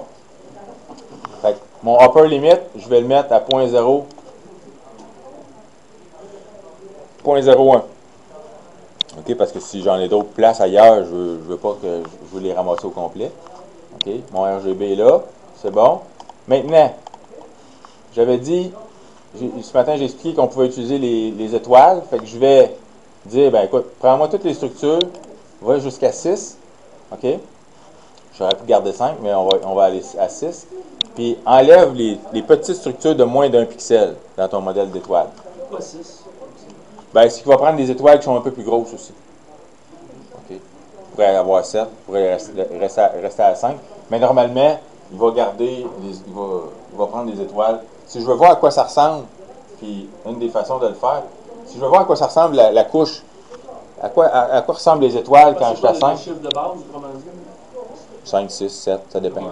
Ça dépend de l'optique que tu as utilisée. Si tu prends un Schmidt Cassegrain F10, parce que toutes tes étoiles sont assez grosses, ben, tu vas peut-être vouloir prendre ça. Si c'est une Takahashi FSQ 106 de l'autre bord, tu vas vouloir peut-être descendre ça un peu parce que tu n'auras pas grand-chose en haut. Ça dépend si c'est une étoile très brillante. Oui, aussi. Mais... C'est 6-7. C'est ça.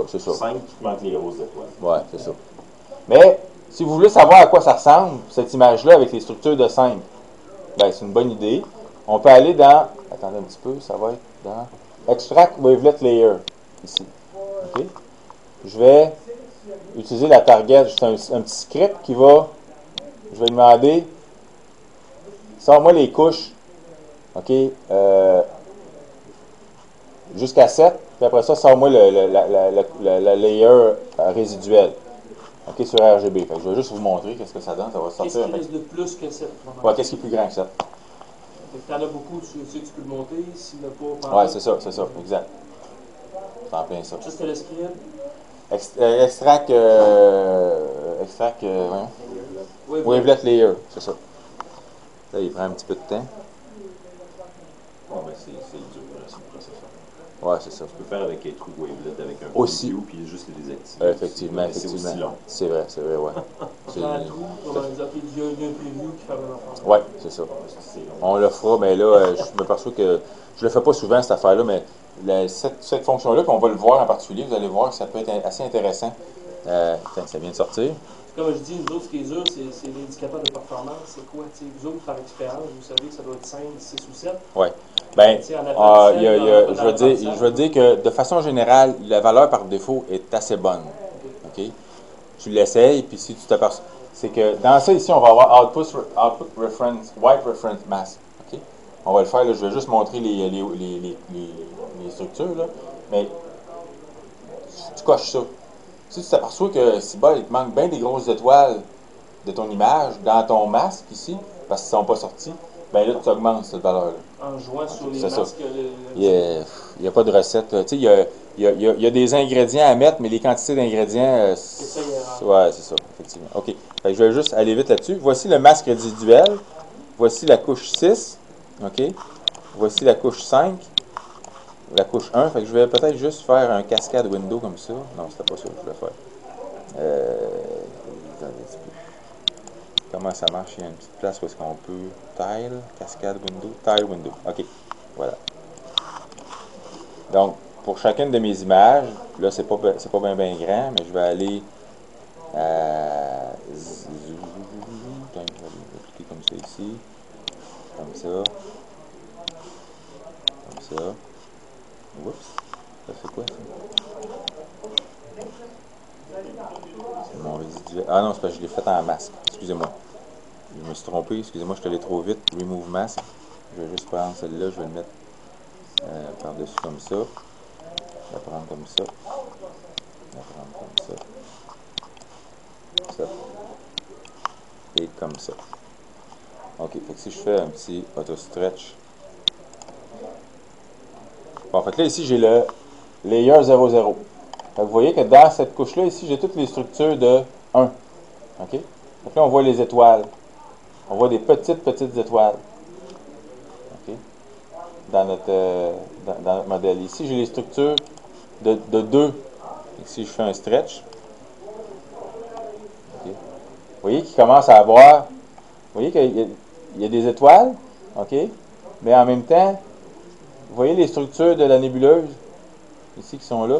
Regardez si je prends le même... attendez un petit peu. Je la prends comme ça. Je la mets là. Vous voyez que dans les couches de 1, ici, ça sort à peu près pas. Alors que dans le 2, déjà, je vois le détail. C'est ça que ça sert un peu, l'extract wavelet layer. Ça sert à analyser notre image en fonction de la taille des informations qu'il y a dedans. Je ne l'aurais pas montré, mais considérant ça, ben, ça nous indique, par exemple, que si je veux rehausser certains éléments à l'intérieur de la nébuleuse, comme j'ai parlé tout à l'heure qu'on va faire, ben, je vais travailler peut-être sur les structures 2, parce qu'il y a de l'information à ce niveau-là. Si je regarde les structures de 3, ici comme ça, ben, vous voyez que j'en ai encore aussi. Fait que 2, 3, pas pire. Fait que si je cherche des contrastes, du rehaussement de contraste, vous voyez que pour chacune des tailles de structure, là je vais aller après ça à 4, je vais juste les organiser, 5, 6. Vous voyez que si je veux travailler à rehausser des contrastes à l'intérieur de ma nébuleuse, ben qu'est-ce que je vais rehausser, sur quoi je vais travailler. Et si je veux aller rapidement sur des détails fins à l'intérieur de la nébuleuse, ben moi je pense que ça va probablement être sur la... Ben là je dis c'est 0,2, mais en réalité ça c'est le 1, le 2 et le 3. Fait que ça va probablement... Ouais, c'est le paramètre. Puis le 3, je pense que c'est la dimension 4. Il faudrait que je regarde dans mon... C'est pas mal. Toi. Mais après ça, dans la fonction qui va nous servir à jouer avec les détails, on va pouvoir mieux le contrôler, mais c'est quelque part entre 2 et 4. Okay? qu'on a quelque chose. Après ça, je vais travailler sur des trucs qui sont moins, disons, c'est moins des détails, c'est plus des grandes structures. Je peux m'amuser à faire des rehaussements de contraste, puis je vais probablement aller chercher des bandes à l'intérieur. Je vais rehausser les contrastes entre l'intérieur et l'extérieur de la nébuleuse, mais je ne rehausserai pas des petits détails dans ce qu'on a vu tout à l'heure qui est fin des cheveux autour de la nébuleuse. Donc, je reviens aux deux images. L'objectif de la suite des choses avec le LRGB, c'est que la majorité des informations qui vont, ou la majorité des détails dans une image va provenir de la luminance. Comme j'expliquais ce matin, puis je me répète souvent à ce sujet-là, mais comme j'expliquais ce matin, notre œil va capter les informations de luminance de notre environnement en majorité dans le vert. Alors, c'est pour ça que les appareils photo ont 2 photosites verts sur 4 dans les matrices RGB. Et on exploite ça dans les images. Pourquoi on fait du LRGB plutôt que juste du RGB? Ben, c'est que avec un fil qui laisse passer toute la lumière, on peut acquérir beaucoup de détails. Ce ne sera pas nécessairement des détails qui vont être aussi précis, aussi détaillés, des détails aussi détaillés, mais aussi fins que par exemple dans une image H-alpha. Mais ça peut quand même être intéressant. En fait, ça va nous donner beaucoup de profondeur à l'image d'ajouter la luminance à une image RGB. Vous allez voir à la fin ce que ça peut donner. Là, pour l'instant, j'ai une image R. Mes 2 images sont stretchées. Je vais juste voir l'histogramme transformation pour voir. J'ai ça ici. Je regarde ma luminance. Si je fais un petit zoom out ici, je vois ma luminance qui est avec mon stretch. OK. Je vais aller voir mon RGB. Oups, RGB. Voilà. Mon RGB n'est pas encore stretché. Est-ce que c'est bien? La calibration de couleur. Ah oui, on était à la calibration de couleur. Merci, Paul. Je te suis. Non, il n'est pas stretché encore. Il est juste avec le Screen Transfer Function. Là. Mon RGB, il n'est pas stretché encore. Je veux faire la calibration de couleur. Mon objectif, c'est d'avoir des étoiles. Honnêtement, la nébuleuse, c'est un objet quelle est sa couleur réelle, c'est difficile à dire. Par contre, on va utiliser la calibration des couleurs pour avoir une calibration blanche sur tout l'ensemble des étoiles. Et par extension, le logiciel va nous donner une couleur pour la nébuleuse. Alors, comment on fait ça? En finissant tout à l'heure, je vous ai montré avec le Wavelet Extraction, je ne sais pas trop, là, comment extraire chacune des couches de chacune des dimensions. OK? Et puis ça nous donne une idée pour chacune des tailles de structure de notre image, c'est quoi l'information qu'il y a sur chaque là. Puis on a vu que pour les informations, en tout cas pour le RGB, les informations qu'on ne voit pas nécessairement beaucoup ici, mais dans la couronne de la nébuleuse ici, les informations sont surtout de taille 2 pixels, 3, 4 pixels dans ces eaux-là. OK? Donc, je reviens à mon process, je pense que je l'ai déjà ici, Color Calibration.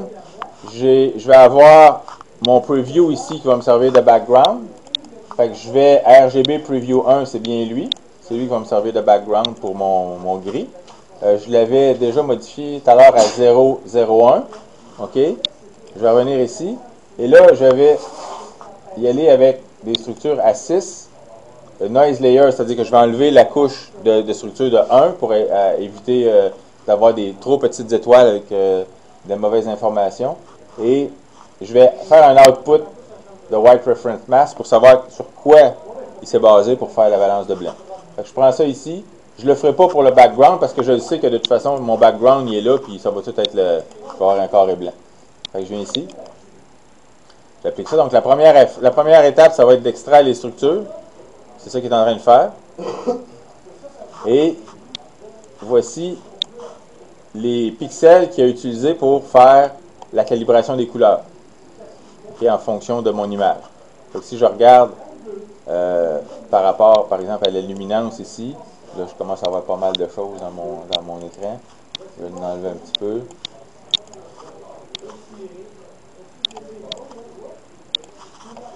Si je regarde, quand je promène une chose par-dessus l'autre, normalement, je serais capable de voir un peu les étoiles. Fait que si je me promène, vous voyez un peu là, que je superpose l'image. Fait que je regarde en superposant les deux images, qu'est-ce qu'il a pris comme étoile, puis je trouve que c'est pas pire pantoute. Est-ce que vous voyez un peu ce que je fais? OK, parfait. Fait que ça, c'est le masque qui a servi puis les informations qui ont servi pour calculer le RGB, les facteurs RGB, c'est dans les pixels qui sont blancs. Fait que je trouve ça satisfaisant. Maintenant, on va aller voir ce que ça donne. Fait que je vais juste refaire un Screen Transfer Function ici sur mon RGB. OK. Et en agrandissant un peu, je vais regarder pour voir en faisant Undo. Je vais regarder pour voir qu'est-ce que ça donne en réalité. Supposons que je prends, par exemple, cette étoile-là ici, okay, qui était bleutée. Si je l'avance, bon, elle n'a pas trop changé. Okay. Je peux aller voir dans mon Process Console ici, quels sont les facteurs de calibration qui ont été calculés. Pour le rouge, 1.61. Pour le vert, 1.106. Puis pour le bleu, bien, il l'a laissé à 1. Okay, donc, il a augmenté légèrement le vert, augmenté très légèrement le rouge. Puis le bleu, bien, il a servi de base de référence à 1. Fait que finalement, sur la base de la couleur des étoiles puis de la taille des étoiles que j'ai sélectionnées, c'est ça que ça donne. Parce que les étoiles sont bleues.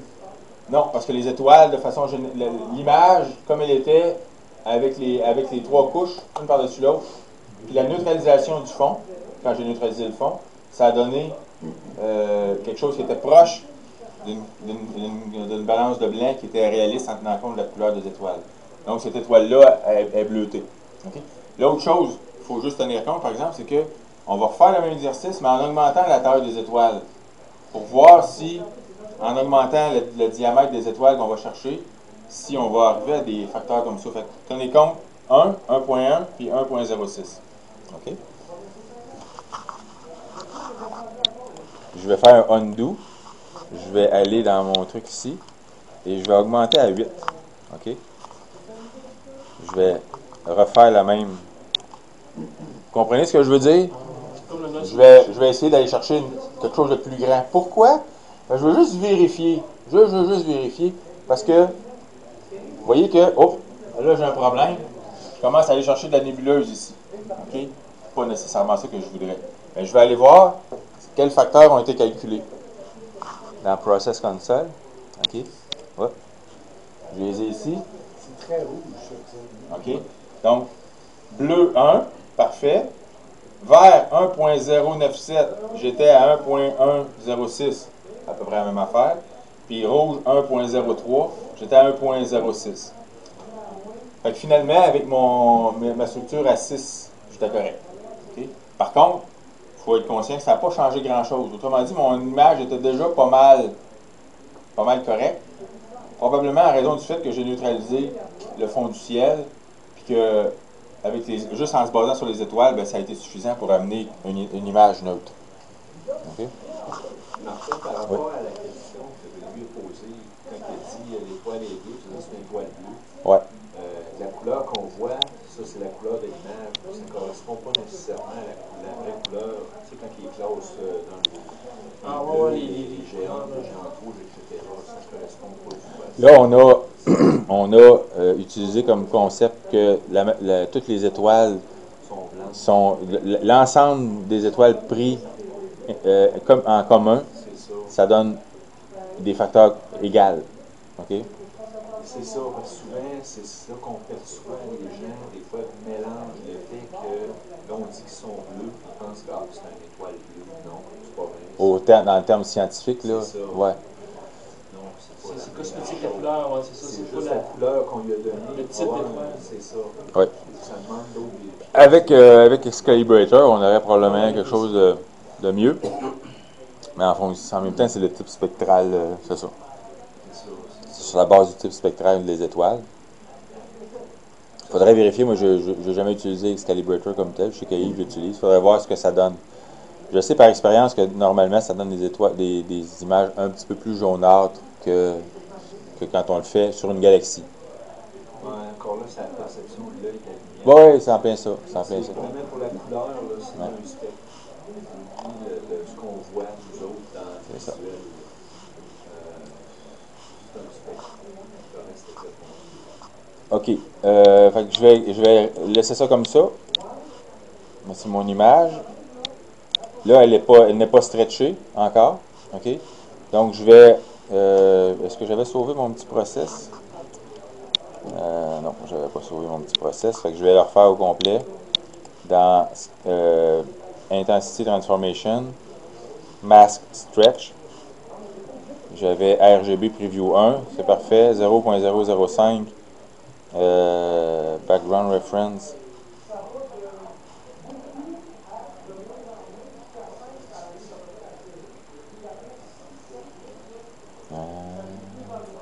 OK. C'est bon. 0.05, je vais juste vérifier pour voir. 0.07. Là, j'étais à 0.05, c'est 0.007. Donc, je suis correct. C'est bon. Fait que je vais faire un stretch sur ça. Je vais juste revenir ici, envoyer mon stretch sur l'image. Ça va prendre un petit peu de temps. Le fond, il était à 0.07. Donc, le upper limit, il faudrait que ce soit plus haut que ça. 0.05.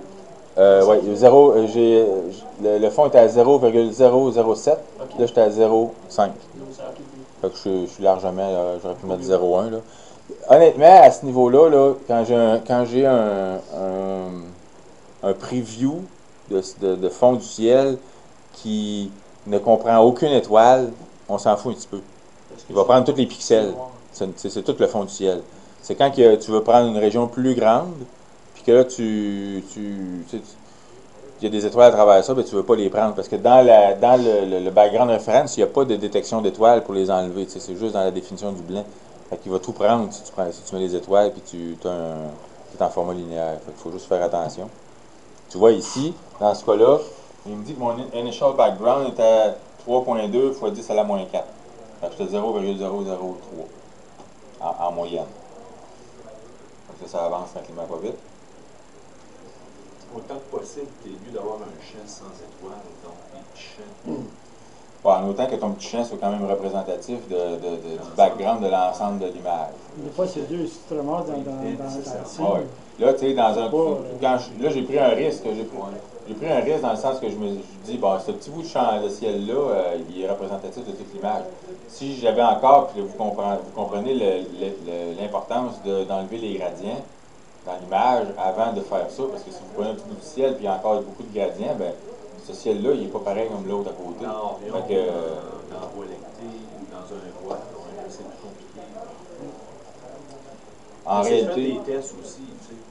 Tu en fais des petits, des plus larges, puis tu compares tes deux images aussi. Tu peux faire. Il y a des façons un peu plus, entre guillemets, arbitraires de calibrer le fond du ciel. Ça va être dans l'histogramme de mettre les trois cloches une par-dessus l'autre, manuellement. Tu sais. Fait que là, tu neutralises ton image. Tu prends. C'est comme j'ai fait un peu ce matin, là. Quand tu vas dans ton image Histogram Transformation, là, supposons que tes trois couleurs sont. Là, tu vois ici, là, les trois couleurs sont vraiment une par-dessus l'autre. OK? Bon. Ben, s'ils ne sont pas une par-dessus l'autre, comme par exemple, si je prends mon histogramme, puis mon rouge est plus haut comme ça, ben, je viens sélectionner juste mon rouge, puis je l'ajuste pour qu'il soit par-dessus les autres. Tu comprends? Fait que là, c'est une façon à la mitaine de compenser pour ça. D'autres personnes vont utiliser, puis je ne l'avais pas montré tout à l'heure, vont utiliser l'outil statistique, le process statistique. Ils vont regarder, par exemple, leur image RGB, puis ils vont regarder, attends un petit peu, ici, normalisé comme ça. Okay. Et tu vois que la moyenne, 14, 13, 5, 13, 6, c'est pas pire. Médiane, comme ça, OK. 12, 7, 12, 7, 12, 6, 9, c'est pas mal ça. Ils vont prendre soit la moyenne, soit la médiane, puis ils vont venir coller cette valeur-là dans les midtones ici. Fait que tu prends ta moyenne, 0.014, puis tu viens la coller ici, au départ. Il n'y a pas une fonction que tu pourrais le changer directement dans Non. le nom. Ça sera pas pire. Non, mais Ça, c'est la médiane de toute l'image. ouais, de toute l'image. Ils vont aller la mettre dans la cour. Parce Tu que viens la mettre ici, puis là, en fait, le résultat que ça va avoir, c'est que si j'ai. Alors, regardez bien, là, je vais le faire, mettons, je le fais avec cette image-là. Là, vous voyez, ils sont pareils, là, ici. Ben, là, je veux pas, là, elle est stretchée, là, ça vient de finir, mais si mes trois courbes, comme on a vu tout à l'heure, ne sont pas à la même place, ben, en prenant ces valeurs-là, puis en les collant dans les midtones, il va les ramener une par-dessus l'autre. Par contre, il y a une certaine forme de stretch à ce moment-là. Il faut faire attention de ce qu'on veut faire avec ça, là. OK? C'est juste ça. Mais quand on n'a pas de référence directe à soit un fond du ciel, effectivement, il y a des secteurs du ciel. Puis, tu sais, dans ce secteur-là, on considère que là, on vient de neutraliser. Mais tu sais, si on avait, je sais pas, mais on prend une photo avec une lentille 50 mm de ce secteur du ciel-là avec du H-alpha, il faut probablement savoir que du H-alpha, il y en a partout autour. Au Québec, là, ça serait difficile. Ouais. Probablement un ciel de marbre. Oui, c'est ça. Fait que, tu sais, là, il y a peut-être plein de H-alpha là-dedans en arrière, mais on vient de le neutraliser parce qu'on a dit, regarde, fini. Par contre, on a une image H-alpha qui semble être assez plane à l'extérieur de la nébuleuse. Fait que c'est peut-être probablement assez confiant que c'est pas le cas. T'sais. OK. Bien, effectivement, là, dans les cas où est-ce qu'on n'a pas de gradient. Par contre, dans une image où est-ce que tu as plein de nébulosités, bien, ton background ici, c'est pas du background, c'est ta nébulosité. Fait que tu vas aller les rapporter toutes à la même place, ce qui n'est pas nécessairement non plus. À un moment donné, il faut se prononcer. Il faut faire un choix éditorial là, dans ça, dans le sens qu'on dit, ben, qu'est-ce qu'on choisit comme référence. Puis ça fait partie de l'astrophotographie, à un moment donné. Il y a le bout artistique, là, entre guillemets, là, où est-ce qu'on choisit des choses, puis ça fait partie de ça. Un peu, tu parlais des couleurs. Si tu disais, bon, ben, à 3 h du matin, fermez ça, puis regardez-les le lendemain. Je lisais récemment, il y en a même qui vont la regarder, puis ils vont la regarder sur deux ou trois ordinateurs, parce qu'il n'y en a pas une qui fait pareil. Mm-hmm. Moi, je regardais mon laptop tantôt, là, j'étais habitué à travailler chez moi sur mes 2 écrans 24 pouces. Là. Mm-hmm. Puis là, je disais, ces couleurs, ça Ouais. marche pas. Puis là, je disais, hey. Oui, puis la majorité des gens vont faire leurs photos sur un laptop. T'sais. Ben, je dis la majorité. On est déjà en train de. On est en train de faire de l'acquisition dehors. Là, les photos ça rentre tranquillement pas vite. On commence à faire ça. Puis là, avant d'aller se coucher, on dit, je voyais les. C'est sûr qu'on en regarde. Ben, c'est ça. On n'a pas le choix. Alors que c'est toujours un peu. Souvent, je vois ça grosse. Ouais. Là, je me rends compte que j'avais d'autres choses là-dedans. Oui. C'est sûr. Regarder avec un écran mieux calibré, effectivement. OK. Donc, on a fait notre stretch. Si je vois ça comme il faut, là, me semble. Oui, c'est ça. OK. Là, j'ai mon RGB ici. OK. J'ai ma luminance. Je vais juste. La luminance qui est ici. Comme ça, je vais juste tasser les choses. Faire un peu de place. Mon mask stretch, je vais le laisser là. Là, ici, je vais vous montrer un exemple. Ce que je vais faire, c'est que je vais faire un masque un peu plus compliqué, pour rehausser les contrastes à l'intérieur de la nébuleuse sans toucher aux étoiles, en essayant de ne pas toucher aux étoiles, puis en touchant pas non plus au fond du ciel. OK? Fait on va faire 2 masques pour ça. Le premier masque, en réalité, on va faire un duplicata de notre image. OK? Je drague mon icône sur le bureau, puis ça me fait un clone. Okay? Et de ce clone-là, je vais soustraire les étoiles. Okay? Fait que ce que je vais faire, c'est que je vais aller dans le process ici, Mask Generation, Star Mask. Et Star Mask fonctionne essentiellement de la même façon que les autres process qu'on a vus qui faisaient une extraction des étoiles, comme la calibration des couleurs. La calibration des couleurs a isolé les étoiles, mais Star Mask va faire la même chose, avec les mêmes paramètres de base. OK? Fait que ici, j'ai le noise threshold, je vais le laisser à 1, je vais faire un masque exactement avec les données de base, sauf en augmentant peut-être une petite affaire. Je vais aller à 6. C'est ça que j'ai, 6? Oui, 6.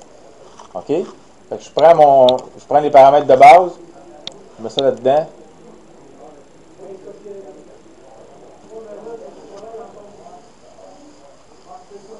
Donc, le star mass va nous servir à isoler les étoiles. Parfois, on va s'apercevoir des fois, il va y avoir des étoiles qui vont être difficiles à isoler à l'intérieur des choses, mais on s'en préoccupe. On va moins s'en préoccuper un peu. Il y a un noise threshold, mais rendu à cette étape-là, je pense que on tape bruit. Non, c'est pas. C'est un noise threshold dans le sens que c'est une. Mettons que c'est une sensibilité à détecter les étoiles. Là, fait qu'il va utiliser. Honnêtement, là, avant ça, là, c'était un. Ça s'appelait pas noise threshold, ça s'appelait. Ouais, il y avait un autre nom pour ce même paramètre-là. Puis là, ils ont changé, puis eux autres sont un peu pointilleux sur les termes. Là. Pardon, fait qu'ils ont changé la nomenclature de cette case-là, mais je trouvais qu'avant ça, c'était mieux, mais c'est pas nécessairement du bruit, c'est juste une sensibilité de la fonction à détecter des trucs qui pourraient ne pas être des étoiles. Là. Okay. Fait que ça, il faut expérimenter à ce niveau-là. Moi, à 0.10, ça dépend quand c'est... Bon. Vous voyez que là, c'est un peu étrange. Il m'a sorti un paquet de... Ouais, c'est ça. OK, fait que là, mon noise threshold est peut-être un peu trop bas. Je vais...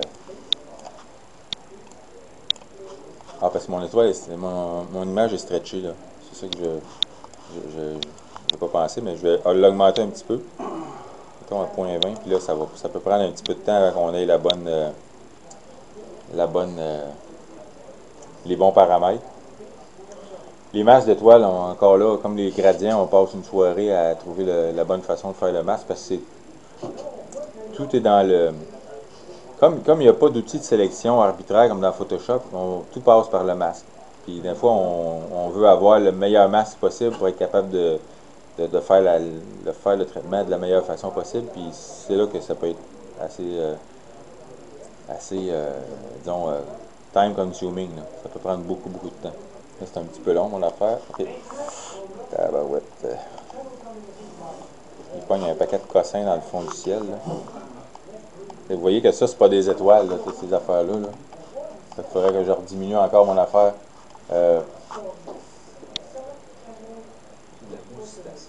Ouais, c'est ça. Je vais laisser à 0.45 une dernière fois. J'espère que ça va être